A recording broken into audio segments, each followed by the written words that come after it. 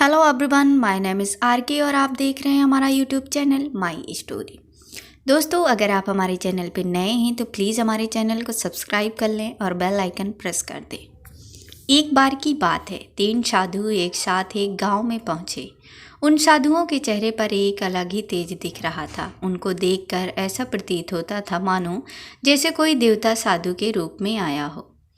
उनके चलने का तरीका, भाव और उनके शरीर पर जो चमक थी वह अलग ही थी। तीनों साधु एक महिला के घर पहुँचे और अंदर आने की आज्ञा मांगी। उस महिला ने कहा, मैं आप लोगों को पहचान नहीं पाई हूँ।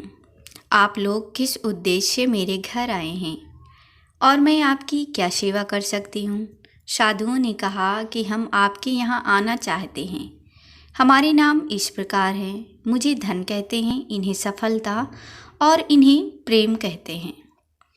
स्त्री ने आदर सहित तीनों को अंदर आने का न्योता दिया, पर साधु ने यह कहकर मना कर दिया कि हम तीनों कभी किसी के घर एक साथ नहीं जाते हैं, इसलिए आपको एक एक को अंदर बुलाना होगा।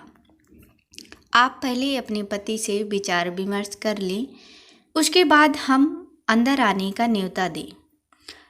स्त्री अंदर गई और अपने पति से विचार विमर्श करने लगी कि बाहर 3 साधु आए हैं जो धन, सफलता और प्रेम है।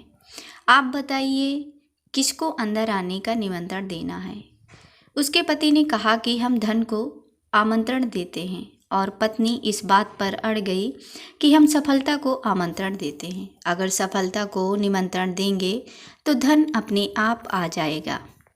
लेकिन पति का कहना था कि सफलता को आमंत्रण देने पर हमें मेहनत करनी पड़ेगी, जब जाकर हमको धन मिलेगा।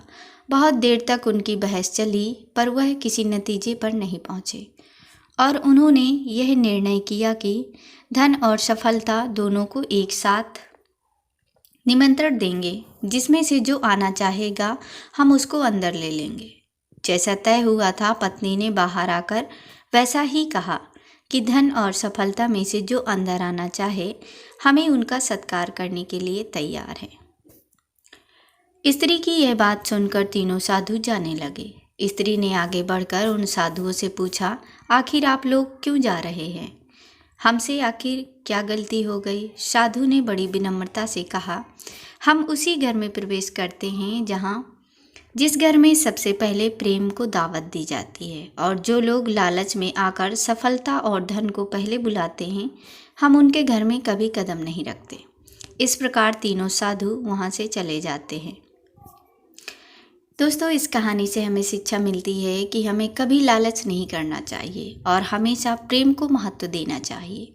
सफलता और धन हम मेहनत करके भी पा सकते हैं, लेकिन अगर हमारे घर में प्रेम नहीं रहेगा तो हम सफल होकर भी हम असफल हो जाएंगे।